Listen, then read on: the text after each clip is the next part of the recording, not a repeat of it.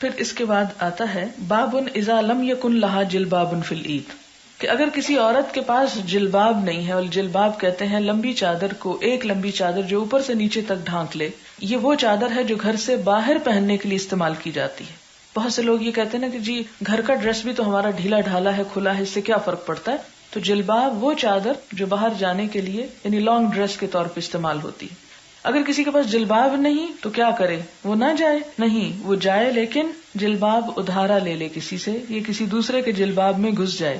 حدثنا ابو معمر قال حدثنا عبد الوارث قال حدثنا ایوب عن حفصة بنت سیرین قالت كنا نمنع جوارینا ان يخرجن یوم العید.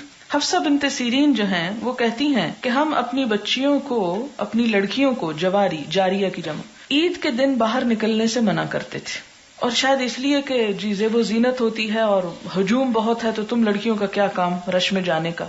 فجاءت امرأۃ، یہ حدیث پیچھے گزر چکی ہے. تو ایک عورت آئی، فنزلت قصر بنی خلف، بصرے میں ایک جگہ تھی قصر بنی خلف، وہاں پر اتری. فاتیتها، تو میں اس کے پاس اس سے ملنے کے لیے آئی. کون؟ حفصہ بنت سیرین، یہ ایک محدثہ ہیں. فحدثت ان زوج اختها غزا مع النبی صلی اللہ علیہ وسلم 12 غزوۃ، وہ کہنے لگی کہ میرے بہنوئی نے حضور صلی اللہ علیہ وسلم کے ساتھ 12 غزووں میں شرکت کی. فکانت اختها معه فی 6 غزوات، اور اس خاتون کی بہن جو کہ اس شخص کی بیوی تھی جنہوں نے 12 غزووں میں شرکت کی، یہ 6 غزوات میں ساتھ تھیں. قالت، کہتی ہیں، فکنا نقوم علی المرضى، ہم بیماروں کی عیادت کرتے تھے، ونداوی الکلمہ، اور زخمیوں کا علاج کرتے تھے. نداوی دوا اسی سے ہے، نداوی کا لفظ جو نا دوائیں دیتے تھے. فقالت یا رسول اللہ، تو میری بہن کہتی ہیں اے اللہ کے رسول صلی اللہ علیہ وسلم، اعلی احدانا بأس، کیا ہم میں سے کسی عورت پر کوئی حرج ہوگا، کوئی قباحت تو نہ ہوگی، اذا لم یکن لہا جلباب، کہ اگر اس کے پاس بڑی چادر نہیں ہے، اللہ تخرج، کہ وہ نہ جائے. یعنی یہ کیوں پوچھ رہی ہیں ام عطیہ؟ یہ ام عطیہ ہیں جو سوال کر رہی ہیں، اور اس خاتون کی بہن ہیں جو بصرے میں حفصہ بنت سیرین کو حدیث بتا رہی ہیں. ام عطیہ کیا کہتی ہیں کہ انہوں نے حضور صلی اللہ علیہ وسلم سے پوچھا کہ اگر کسی عورت کے پاس چادر ہی نہیں تو پھر وہ نہ جائے عید پڑھنے، گھر میں ہی رہے، کوئی حرج تو نہیں.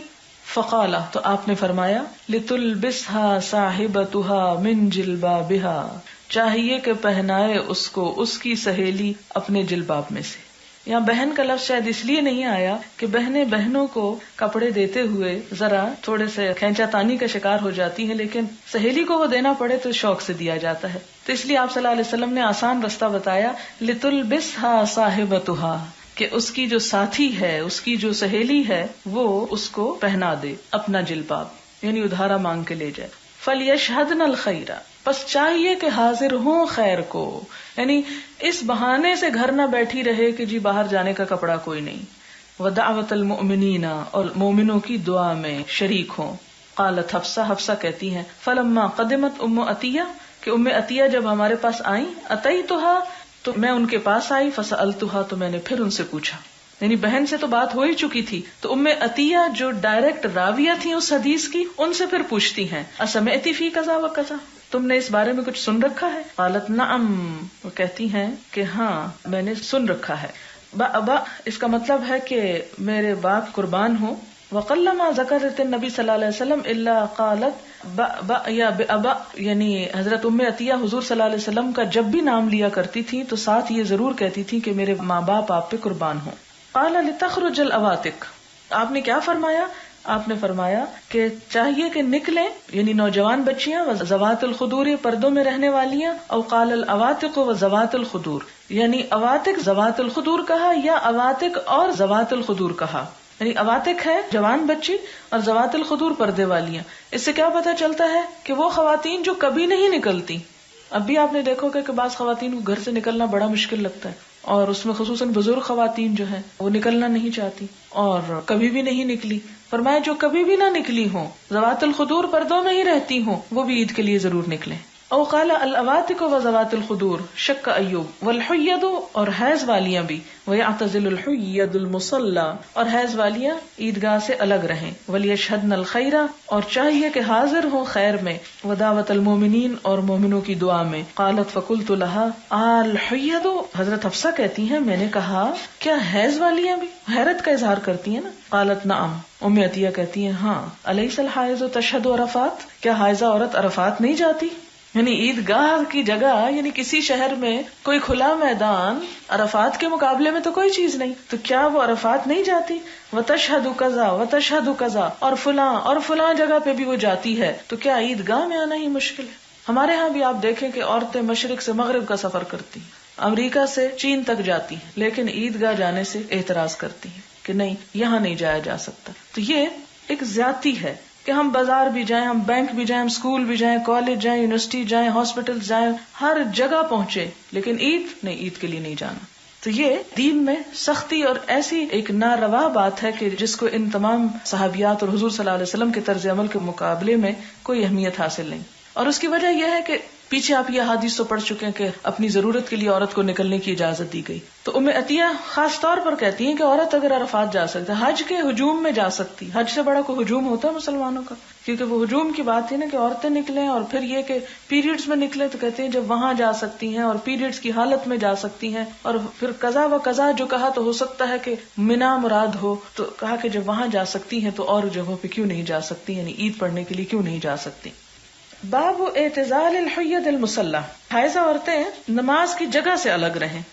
حدثنا محمد بن المثنى قال حدثنا ابن ابی عدی عن ابن عون عن محمد قال قالت ام عطیہ امرنا ان نخرج، ہمیں حکم دیا گیا کہ ہم نکلیں، فنخرج الحید، ہم نکالیں حیض والیوں کو، والعواتق وذوات الخدور، قال ابن عون اب العواتق ذوات الخدور، فاما الحید فیشهدن جماعت المسلمین ودعوتهم ويعتزلن مصلاهم۔ باب النحر والذبح یوم النحر بالمصلی، عید الاضحیٰ کے دن عیدگاہ میں نہر اور ذبح، نہر اور ذبح دو الگ الگ کیوں کہے گئے باتیں؟ میں نے آپ کو پیچھے بتایا تھا کہ نہر کہتے ہیں اونٹ کی قربانی، ٹھیک ہے، اور ذبح بکری وغیرہ قربان کرنا۔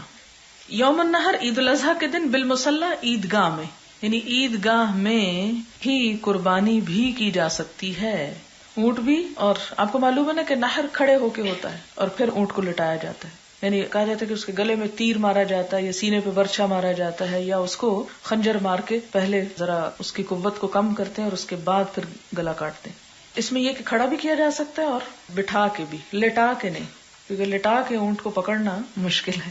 حدثنا عبد الله بن يوسف قال حدثنا الليث قال حدثني كثير بن فرقد عن نافع عن ابن عمر ان النبي صلى الله عليه وسلم كان ينحر او يذبح بالمصلى، کہ نبی صلی اللہ علیہ وسلم عیدگاہ میں ہی نہر اور ذبح کیا کرتے تھے، تو سب کے سامنے اس لیے کہ اور لوگ بھی دیکھیں۔ باب کلام الامام والناس فی خطبۃ العید، امام کا کلام کرنا اور لوگوں کا باتیں کرنا عید کے خطبے میں۔ وَإِذَا سُئِلَ الْإِمَامُ عَنْ شَيْءٍ وَهُوَ يَخْطُبُ، اور امام سے جب کوئی بات پوچھی جائے حالانکہ وہ خطبہ دے رہا ہو، تو کیا اس کی اجازت ہے؟ اسے امام بخاری اس لیے لائے ہیں کہ جمعے کے خطبے میں تو بہت سختی سے منع کیا گیا کہ لغو ہے، اگر کسی نے دوسرے کو یہ بھی کہا کہ چپ ہو جاؤ، اس نے بھی لغو بات کی، لیکن عید کا خطبہ چونکہ ہجوم بڑا ہوتا ہے اس لیے تھوڑی رخصت ہے۔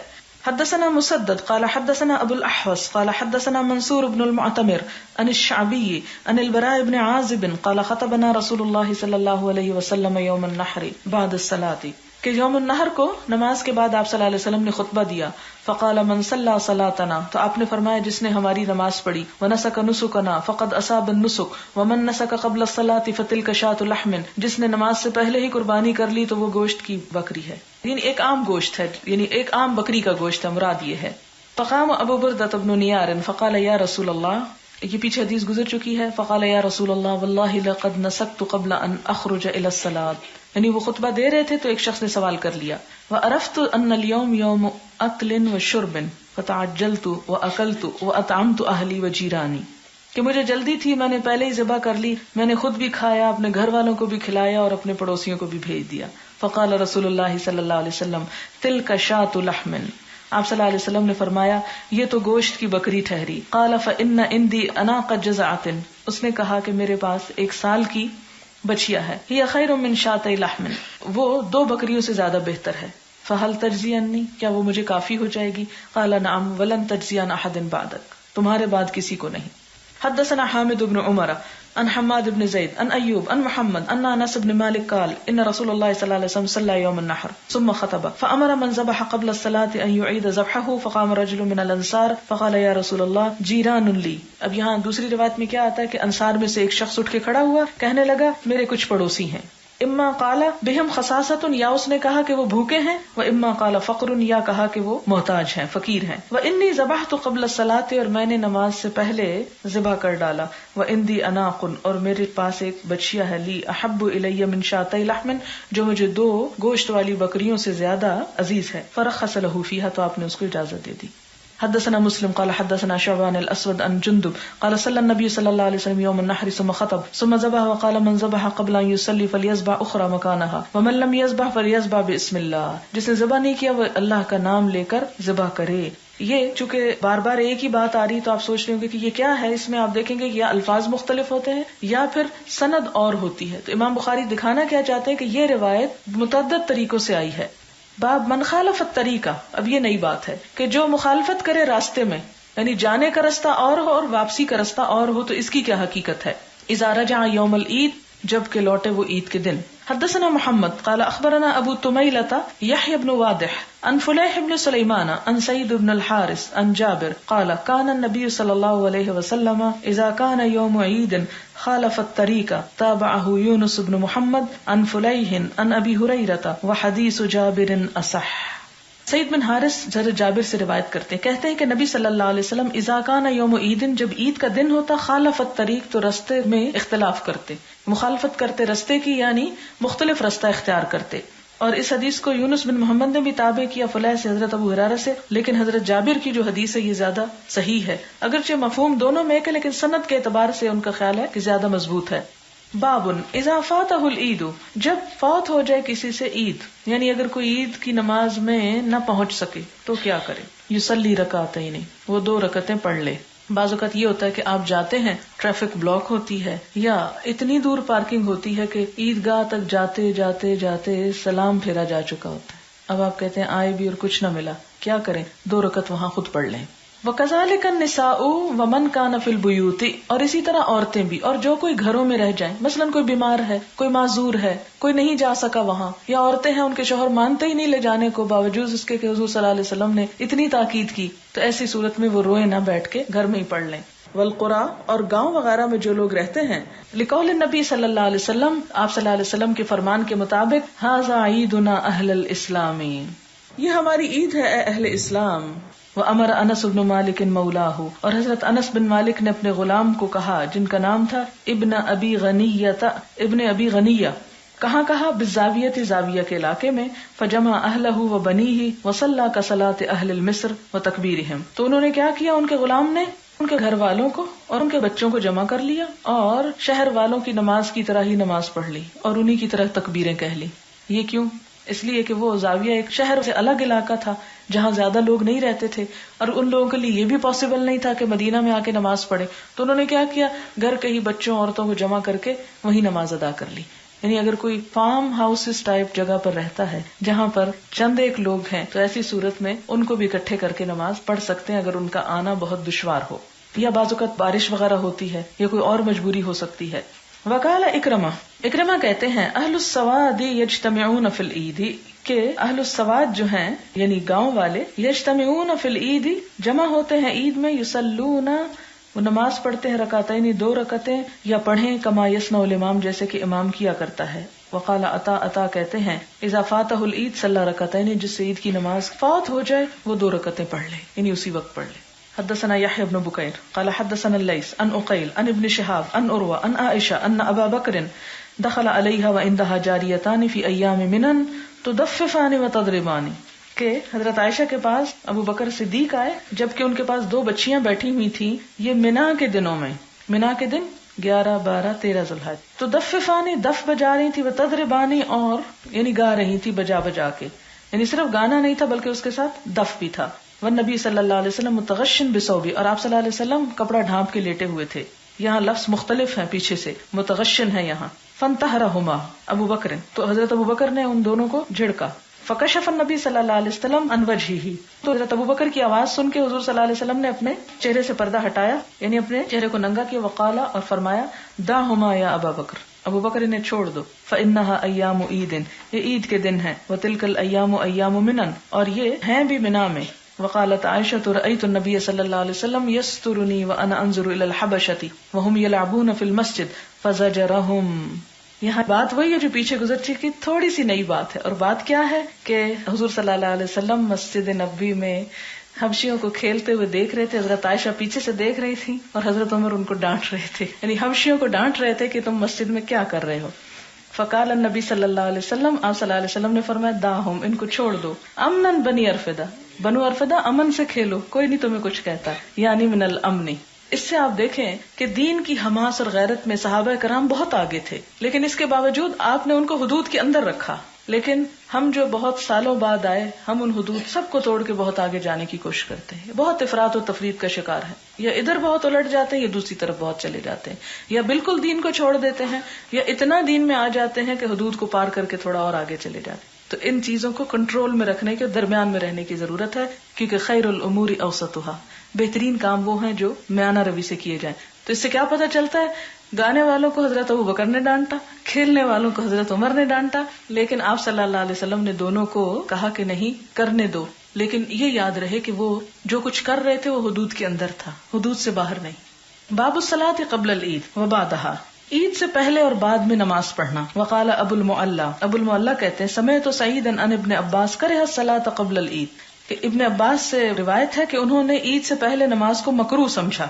حدثنا ابو الولید قال حدثنا شعبۃ قال حدثني عدي بن ثابت قال سمعت سعيد بن جبير عن ابن عباس ان النبي صلى الله عليه وسلم خرج يوم الفطر فصلى ركعتين لم يصلي قبلها ولا بعدها ومعه بلال. یہ حدیث گزر چکی ہے. بسم اللہ الرحمن الرحیم. ابواب الوتر. باب ما جاء في الوتر، وتر کا بیان یا جو کچھ وتر کے بارے میں آیا ہے. حدثنا عبد الله بن يوسف قال اخبرنا مالك عن نافع وعبد الله بن دينار عن ابن عمر ان رجلا سأل رسول الله صلی اللہ علیہ وسلم عن صلاة الليل، ایک شخص نے حضور صلی اللہ علیہ وسلم سے رات کی نماز کے بارے میں سوال کیا. فقال رسول اللہ صلی اللہ علیہ وسلم، تو آپ صلی اللہ علیہ وسلم نے فرمایا صلاة اللیل مثنا مثنا، کہ رات کی نماز یعنی تہجد کی نماز 2 رکعتیں ہیں. فَإِذَا خَشِيَ، پھر اگر خوف ہو، ڈرے، احدکم تم میں سے ایک، الصبح صبح سے کہ صبح ہو گئی ہے یا صبح ہو جائے گی، صلی رکعتاً واحدتاً تو پڑھ لے ایک ہی رکعت، توتر لہو وتر کر دے گی اس کے لیے، ما قد صلی جو وہ پڑھ چکا. وعن نافع، اور حضرت نافع سے روایت ہے، ان عبد اللہ ابن عمر کان یسلم بین الرکعۃ والرکعتین فی الوتر، کہ ابن عمر سلام پھیرا کرتے تھے ایک رکعت اور 2 رکعتوں کے درمیان میں، یعنی 3 وتر جب پڑھتے تھے تو 2 کے بعد سلام پھیر لیتے. حتی یأمر ببعض حاجتہ، یہاں تک کہ بعض اپنی ضرورت کی بات بھی کر لیتے، یعنی بیچ میں بریک کرتے تھے. یہاں پر وتر کی بات ہو رہی ہے. وتر جیسا کہ آپ جانتے ہیں کہ آڈ نمبر کو کہتے ہیں. ایک حدیث میں آتا ہے کہ اللہ تعالیٰ وتر ہیں یعنی ایک ہیں، وَيُحِبُّ الْوِتْرَ، اور وتر کو پسند کرتے ہیں. اور ہم دیکھتے ہیں کہ حضور صلی اللہ علیہ وسلم بھی بہت سے کام جب ہمیں کرنے کو کہتے ہیں تو اس میں بھی وتر عدد کو استعمال کرتے ہیں. مثلاً آپ دیکھیں کہ ذکر کے لیے 3 مرتبہ کی بات آتی ہے، 7 مرتبہ کی آتی ہے، 33 مرتبہ کی بات آئی، تو یہ سب آڈ نمبرز ہیں. پھر اسی طرح آپ دیکھیں کہ آپ صلی اللہ علیہ وسلم جیسے ایام 20 کے روزے رکھتے ہیں تو وہ بھی آڈ نمبر میں، 13، 14، 15، 3 کا. تو اسی طرح بہت ساری آپ دین کی چیزوں میں آپ دیکھیں گے کہ آڈ نمبر کو اختیار کیا گیا. اور نماز بھی اس میں اگرچہ 2 رکعتیں ہیں لیکن دن کی جو آخری نماز ہو اس کو وتر کر دیا گیا، یعنی آڈ نمبر پہ لے آئے. اسی لیے وہ آگے آپ پڑھیں گے کہ وتر کو اپنی آخری نماز بناؤ. اور اس میں ہم دیکھتے ہیں کہ آپ صلی اللہ علیہ وسلم کا طریقہ کیا تھا کہ تہجد کی نماز 2 کر کے پڑھتے اور آخر میں 1 رکعت اکیلی پڑھ لیتے تھے. اگلی حدیث حدثنا عبداللہ بن مسلمۃ عن مالک عن مخرمۃ بن سلیمان عن قریب ان ابن عباس اخبرہ انہ بات عند میمونۃ وہی خالتہ فاستجعت فی ارض وسادۃ واستجع رسول اللہ صلی اللہ علیہ وسلم واہلہ فی طولها فنام حتى انتصف الليل او قریبا منہ فاستيقظ يمسح النوم عن وجهه ثم قرأ 10 آیات من آل عمران ثم قام رسول اللہ صلی اللہ علیہ وسلم الى شن معلقة فتودأ فأحسن الوضوء ثم قام يصلي فصنعت مثله فقمت الى جنبه فوضع يده اليمنى على رأسي واخذ بأذني يفتلها ثم صلى ركعتين ثم ركعتين ثم ركعتين ثم ركعتين ثم ركعتين ثم ركعتين. کتنی ہو گئی؟ 12. ثم اوتر، پھر ایک وتر پڑھا. ثم اجتجا، پھر آپ لیٹ گئے. حتی جاءہ المؤذن فقام فصلی رکعتین، پھر آپ اٹھے اور آپ نے 2 رکعتیں پڑھی، اور یہ 2 کیا تھی؟ صبح کی سنتیں. ثم خرج فصلی الصبح، پھر آپ نکلے اور صبح کی نماز پڑھی. چونکہ حدیث پیچھے آ چکی ہے اس لیے میں نے صرف اہم حصے کو ہی ٹرانسلیٹ کیا ہے. حدثنا يحيى بن سليمان قال حدثني ابن وهب قال اخبرني عمرو ان عبد الرحمن بن القاسم حدثه عن ابيه عن عبد الله بن عمر قال قال النبي صلى الله عليه وسلم کہ نبی صلی اللہ علیہ وسلم نے فرمایا صلاة الليل مثنى مثنى، رات کی نماز 2 ہے. فَإِذَا أَرَدْتَ أَن تَنْصَرِفَ، اور اگر تم ارادہ کرو کہ تم نماز سے فارغ ہو جاؤ، انصراف ہوتا پھرنا یعنی نماز چھوڑ دو. فَرْكَعْ رَكْعَةً، تو 1 رکعت پڑھ لو. تُوتِرُ لَكَ مَا صَلَّيْتَ، وتر کر دے گی تیرے لیے جو تو نے پڑھا، یعنی تیری ساری نمازوں کو آڈ نمبر پہ لے آئے گی. قال القاسم، تو قاسم کہتے ہیں وَرَأَيْنَا أُنَاسًا مُنْذُ أَدْرَكْنَا يُوتِرُونَ بِثَلَاثٍ، تو ہم دیکھتے تھے کچھ لوگوں کو جب سے ہم نے ان کو پایا کہ وہ 3 وتر پڑھتے تھے. وَإِنَّ كُلًّا لَوَاسِعٌ، اور بے شک ہر ایک میں وسعت ہے، یعنی 3 اکٹھے بھی پڑھ سکتے ہیں، یہ مراد ہے اس سے. ارجو اللہ یکون بشیء منہ بأس، مجھے امید ہے کہ اس میں کوئی قباحت نہ ہوگی. یہ کون کہتے ہیں؟ قاسم بن محمد کہتے ہیں کہ ہم نے لوگوں کو 3 ملا کے پڑھتے ہوئے دیکھا اور ایسا کرنے میں بھی حرج نہیں ہے، یعنی 3 کٹھی بھی پڑھی جا سکتی ہے، مراد ہے 1 سلام کے ساتھ. یہ قاسم جو ہے حضرت ابو بکر صدیق کے پوتے ہیں اور بہت بڑے عالم تھے، فقیہ تھے. حدثنا ابو الیمان قال اخبرنا شعیب عن الزہری عن عروة ان عائشة اخبرته ان رسول اللہ صلی اللہ علیہ وسلم كان يصلي 11 رکعة، حضرت عائشہ کہتی ہیں کہ حضور صلی اللہ علیہ وسلم 11 رکعتیں پڑھتے. کانت تلک صلاته، یہ آپ کی نماز ہوتی تھی. تانی باللیل، رات کے وقت، یعنی آپ کی رات کی نماز جو تھی وہ 11 رکعتیں تھی. فیسجد السجدۃ من ذالک، تو اس میں آپ سجدہ اتنا کرتے تھے. قدر ما یقرأ احدکم 50 آیۃ، اتنی دیر آپ سجدے میں پڑے رہتے جتنی دیر تم میں سے کوئی شخص 50 آیتیں پڑھ لے، یعنی بڑا طویل سجدہ ہوتا تھا آپ کا رات کے وقت. قبل ان يرفع رأسه، اس سے پہلے کہ آپ اپنا سر اٹھاتے. ويركع ركعتين، اور آپ 2 رکعتیں پڑھتے. قبل صلاة الفجر، فجر کی نماز سے پہلے، اور یہ ہلکی ہوتی تھی. ثم يضطجع، پھر لیٹتے. على شقه الأيمن، اپنے دائیں جانب سے. حتى يأتيه المؤذن، یہاں تک کہ مؤذن آ جاتا. للصلاة، نماز کے لیے بلانے کو مراد ہے. یعنی 11 رکعتوں میں 10 وہ ایک طرح سے 2 کر کے، اور پھر اس کے بعد ایک جو ہے وہ وتر. اور ابن عباس کی حدیث میں 13 رکعتیں ہیں. تو اس سے مراد یہ ہے کہ نفل نماز ہے نا، جو تہجد ہے، تو کم بھی پڑھی جا سکتی ہے اور زیادہ بھی، لیکن زیادہ سے زیادہ جو پڑھی گئی وہ 13 تک جاتی ہے. اور 13 کس طرح بنتے ہیں؟ 8 رکعتیں پڑھنے کے بعد 5 وتر، کیونکہ وتر کے بارے میں یہ بھی آتا ہے 1 بھی، 3 بھی اور 5 بھی پڑھے گئے، اور 5 ایک سلام سے بھی پڑھے جاتے ہیں. یہ بھی ایک طریقہ ہے.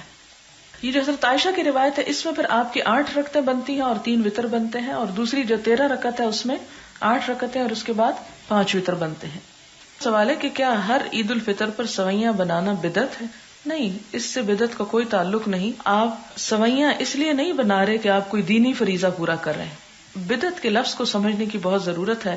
عموماً لوگ اس کی روح کو نہیں سمجھتے اور ہر کام کو بدعت کہنا شروع کر دیتے ہیں. بدعت وہ کام ہوتا ہے جسے آپ دین سمجھ کر رہے ہوں، جبکہ اس کی اصل جو ہے وہ حضور صلی اللہ علیہ وسلم کے دور میں موجود نہ ہو، یا اس کی دلیل موجود نہ ہو، یا قیاس کرنے کے لیے وہاں کا کوئی اسوہ حسنہ موجود نہ ہو.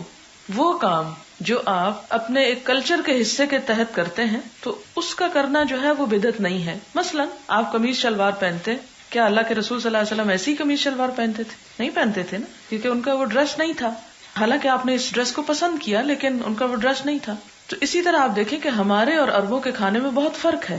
اسلام کا مطلب یہ نہیں کہ آپ اپنے کھانے بھی عربوں کی طرح پکانے شروع کر دیں اور آپ سرید کھانے لگیں اور آپ ستو ہی پینے لگیں اور آپ کھجوریں ہی کھانے لگیں. بہت سے ملک ایسے ہوتے ہیں جہاں کھجوریں اگتی ہی نہیں، وہ بیچارے کیا کریں گے؟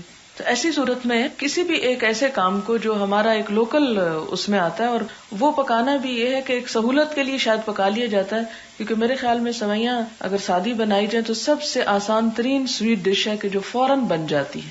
تو شاید اس لیے لوگوں نے یہ روایت نکالی ہو کہ صبح عید پڑھنے کے لیے بھی جانا ہے اور کچھ میٹھا بھی کھانا ہے، تو سب سے جو سمپل اور آسان اور جلدی کام ہونے والا وہ سوئیاں، اور اس سے وہ ایک روٹین بن گئی. اور اب تو یوں لگتا ہے جیسے اس کے بغیر گویا عید ہی نہیں. تو آپ کو اس کی اجازت ہے، اس بات کا بدعت سے کوئی تعلق نہیں. عید کارڈ دینا درست ہے، میں نے کچھ لوگوں سے سنا کہ یہ عیسائیوں اور یہودیوں کا طریقہ ہے کہ وہ اپنی عید یا سالگرہ پر کارڈ دیتے ہیں، کیا انہی کی پیروی ہوگی؟ اس میں یہ ہے کہ عید کے موقع پر مبارکباد کا جو اسلامی طریقہ ہے وہ ہے تقبل اللہ منا و منکم، یہ ہم میں سے کسی کو بھی معلوم نہیں، اور طرح طرح کی باتیں لکھ کے وہ کارڈ بھی چھاپتے ہیں کچھ. تو اس میں یہ ہے کہ اگر آپ کوئی ایسی چیز چھاپنا ہی چاہتے ہیں تو اس میں اچھی کوئی آیت یا حدیث یا کوئی ایسا میسج جو کسی بھی حوالے سے مسلمانوں میں ایک تعلیم کو عام کر سکتا ہو، وہ اگر آپ کر کے دیں تو بہتر ہے، بجائے اس کے کہ وہ آپ ایک مصنوعی اور ایسے الفاظوں سے ایک دوسرے کو صرف گریٹنگز دے رہے ہوں. تو ہم نے ٹوٹلی پھر وہ ہر چیز وہیں سے لے لی، اور وہی شعر اور وہی عبارتیں اور وہی سٹائل اور وہی، ہمارا اپنا ذہن کہاں سو گیا ہے؟ ہمارے پاس تو سب کچھ ہے لیکن ہم اسے استعمال نہیں کرتے. تو آپ میں اگر کوئی آرٹسٹ ہو یا کچھ تو اس قسم کی چیزوں کو رواج دے، لیکن ایک بات یاد رکھیں کہ اس میں اسراف جائز نہیں ہے کہ آپ اتنے قیمتی کارڈ خریدیں جس سے ایک غریب کھانا کھا سکتا ہو، تو اس سے بہتر ہے صدقہ کر دیں. لیکن ہلکے پھلکے سیدھے سادے اگر کچھ چیزیں کہ جو لوگ آپ کے پاس نہیں ہیں یا آپ لوگوں کو ایجوکیٹ کرنا چاہتے ہیں تو یہ ایک اچھا موقع ہے، ان کو آپ میسج کنوے کر سکتے ہیں. آپ نے باب نمبر 610 میں بتایا کہ عورتیں عید کی نماز کے لیے مسجد میں ضرور جائیں. اگر کسی عذر کی وجہ سے مسجد نہ جا سکیں تو کیا گھر میں عید کی نماز پڑھی جا سکتی ہے؟ اور عید کی نماز کے بارے میں بتا دیں کہ وہ کیسے پڑھی جائے، یعنی کتنی رکعتیں، تاکہ میں گھر میں ہی پڑھ لوں. جی ہاں، آپ اگر مسجد نہ جا سکیں، عیدگاہ نہ جا سکیں تو ایسی صورت میں آپ گھر میں بھی 2 نفل پڑھ سکتے ہیں عید کی نیت کے، اور وہ عام نفلوں سے تھوڑے سے مختلف ہوں گے کہ ہر رکعت میں آپ کو ایکسٹرا تکبیریں کہنا ہوں گی. تکبیر کہنے کا طریقہ یہ ہے کہ پہلی رکعت میں جب ہم اللہ اکبر کہہ لیتے ہیں تو سبحانک اللہ یا اللہم باعث بینی جو بھی ہم دعا پڑھیں وہ پڑھ کر پھر 7 تکبیریں کہیں، اور اسی طرح دوسری رکعت میں کھڑے ہو کر الحمد پڑھنے سے پہلے 5 تکبیریں کہی جائیں گی. کیونکہ عید کے دن تکبیریں پڑھنا جو ہے وہ ایک مسنون عبادت ہے، اس لیے نماز میں بھی اس کا اہتمام کیا جاتا ہے. تکبیروں کی تعداد میں بھی تھوڑا اختلاف ہے، بعض اس سے کم کہتے ہیں، لیکن جو راجح رائے ہے وہ یہی ہے 7 اور 5 کی. جب خواتین عیدگاہ میں نماز پڑھنے کے لیے جائیں تو کیا اس وقت ان کو اپنے چہرے اور ہاتھ ڈھانپ کر نماز پڑھنا ہوگی؟ کیونکہ کھلے میدان میں ارد گرد سے بھی مرد گزر رہے ہوتے ہیں، ایسی صورت میں کیا کرنا ہوگا؟ ایسی صورت میں یہ ہے کہ جو بڑی چادر آپ نے لی ہوگی اسی کو تھوڑا سا اوپر سے کھینچ لیں، اور ہاتھ آپ یاد رکھیں کہ ہاتھ پردے میں شامل نہیں ہیں، الا ما ظاہرہ میں ہاتھ آ جاتے ہیں، تو اس لیے ہاتھوں کو چھپانا ضروری نہیں، لیکن چہرے پہ جو میک اپ وغیرہ ہوگا اس کو ظاہر نہیں کر سکتے آپ، اس لیے آپ کپڑا کھینچ لیں. عورتوں کے بارے میں کہا گیا کہ خیرات کرو، صدقہ دو، زکوٰۃ ادا کرو، اس کی کیا وجہ ہے؟ کیا عورتیں بہت گناہگار ہوتی ہیں اس وجہ سے یہ الفاظ کہے گئے ہیں یا کوئی اور وجہ ہے؟ ہم کیوں ہمیشہ بدگمان رہتے ہیں کہ ہمیں گناہگار ہی سمجھا جاتا ہے، اس لیے ہمیں ایسا اور ایسا کرنے کو کہا جا رہا ہے؟ اس کا دوسرا مطلب بھی ہو سکتا ہے، اور وہ یہ کہ آپ صلی اللہ علیہ وسلم نے عورتوں پر خاص توجہ فرمائی، خاص شفقت فرمائی، اور ان کو نیکی کرنے کے لیے زیادہ ابھارا. عید کی نماز عورتیں گھر میں باجماعت پڑھنا چاہیں تو اس کی کیا دلیل ہے؟ کیونکہ بعض گھرانوں میں اس کا اہتمام ہوتا ہے. اس میں یہ ہے کہ وہ قیاس ہی کیا جاتا ہے کہ جیسے کوئی بھی نماز جو ہے فرض یا نفل جماعت سے پڑھے جا سکتے ہیں، تو اسی طرح عید کی نماز بھی ایک نماز ہے دوسری نمازوں کی طرح، تو اس کو بھی پڑھ لیں تو حرج نہیں ہے. سوال ہے، جو لوگ حج کر رہے ہیں وہ اپنے ملک میں بھی قربانی کریں گے یا ایک ہی قربانی جو حج کا رکن ہے کافی ہے؟ ایک ہی قربانی جو حج کا رکن ہے وہیں پر مینا میں ہی کریں گے، اپنے ملک میں نہیں کریں گے. اگلا سوال ہے، حدیث سے معلوم ہوتا ہے کہ عید کی نماز سے پہلے بھی نفل نہیں ہے اور نہ ہی بعد میں، تو میرا سوال یہ ہے کہ کیا عید کی نماز کے بعد چاشت کی نماز پڑھی جائے گی؟ اگر آپ پڑھنا چاہیں تو گھر میں پڑھ لیں، عیدگاہ میں نہیں، کیونکہ ہو سکتا ہے آپ کو دیکھ کے کچھ اور لوگ شروع کر دیں تو وہ سنت کے خلاف ایک عمل ہو جائے گا، کیونکہ آپ صلی اللہ علیہ وسلم نے ایسا نہیں کیا. اور ویسے بھی نفلی عبادت جتنی بھی خفیہ رکھی جا سکے اتنی ہی افضل ہے. لیکن اگر بہت سے لوگ ایک جگہ پر اکٹھے ہو کے رہتے ہیں اور چھپانی مشکل ہے تو اس وجہ سے انسان نماز چھوڑ نہ دے کہ میں خفیہ نہیں پڑھ سکتا اس لیے ظاہری پڑھنے کا کیا فائدہ؟ نہیں، پھر بھی فائدہ ہوگا. کیا اگر کسی کی پوری نماز عید فوت نہ ہو بلکہ وہ درمیان میں شامل ہو تو پھر ادھوری والی رکعت بعد میں مکمل کرنی ہوگی، یعنی امام کے سلام پھیرنے کے بعد فوراً ہی کھڑے ہو جانا چاہیے، یا سلام پھیر کر پھر خطبہ سننا چاہیے اور عید کی رکعت بعد میں خطبے کے اختتام کے بعد ادا کرے؟ نہیں، جیسے باقی نمازوں میں، جمعہ میں یا فرض نمازوں میں جتنی نماز رہ جاتی ہے امام کے ساتھ پڑھنے سے، اس کو سلام کے فوراً بعد، یعنی آپ تو سلام نہیں پھیریں گے امام کے سلام پھیرنے پر، ساتھ ہی اٹھ کر آپ اتنی رکعتیں پوری کر لیں گے جو آپ کی چھٹی ہوں گی، اور بعد میں آپ خطبہ سن لیں گے. وتر تہجد کی نماز سے پہلے پڑھیں گے یا بعد میں؟ بعد میں پڑھیں گے. آپ صلی اللہ علیہ وسلم سے جب رات کی نماز کے بارے میں پوچھا گیا تو آپ نے فرمایا صلاۃ اللیل مثنی مثنی، کہ رات کی نماز 2 رکعت ہے فَإِذَا خَشِيتَ الصُّبْحَ جب تمہیں صبح کا ڈر ہو فَأَوْتِرْ بِوَاحِدَةٍ تو ایک پڑھ کر اس کو وتر بنا دو. اگر وتر تہجد کے وقت ادا کرنے کی نیت سے چھوڑے ہوں اور آنکھ نہ کھلے تو ان کی قضا فجر سے پہلے ہوگی یا بعد میں؟ فجر سے پہلے ہی کر لیں، یعنی سنت پڑھنے سے پہلے آپ وتر ادا کر لیں. وتر نماز 1، 3، 5، 7 اور اس سے بھی زائد پڑھ سکتے ہیں. کیا ایک بھی پڑھ سکتے ہیں؟ جی ہاں، ایک بھی پڑھ سکتے ہیں. میں نے اندازہ لگایا کہ بہت سی عبادات اور چیزیں قرآن میں حدیث میں طاق عدد میں ہیں. طاق اعداد کو جیسے اللہ اور حضور صلی اللہ علیہ وسلم پسند کرتے ہیں، مثلا 5 نمازیں، 7 آسمان، وضو کے لیے اعضاء کا 3 بار دھونا، شب قدر کی رات رمضان کی طاق راتوں میں، جہنم کے جو فرشتے ہیں ان کی تعداد بھی طاق ہے، 19 کا جو عدد آتا ہے. تو اس سے یہ پتا چلتا ہے کہ طاق اللہ تعالیٰ کو پسند ہے. وہ حدیث بھی میں نے آپ کو سنائی کہ اللہ تعالیٰ خود وتر ہے، یعنی ایک ہے، اکیلا ہے اور وتر کو پسند کرتا ہے. اسی لیے بہت ساری عبادات اور بہت سے کام جو ہے وہ آڈ نمبر میں کرنے کو کہے گئے ہیں. وآخر دعوانا الحمد للہ رب العالمین. سبحانک اللہم وبحمدک نشہد ان لا الہ الا انت نستغفرک ونتوب الیک. والسلام علیکم ورحمۃ اللہ.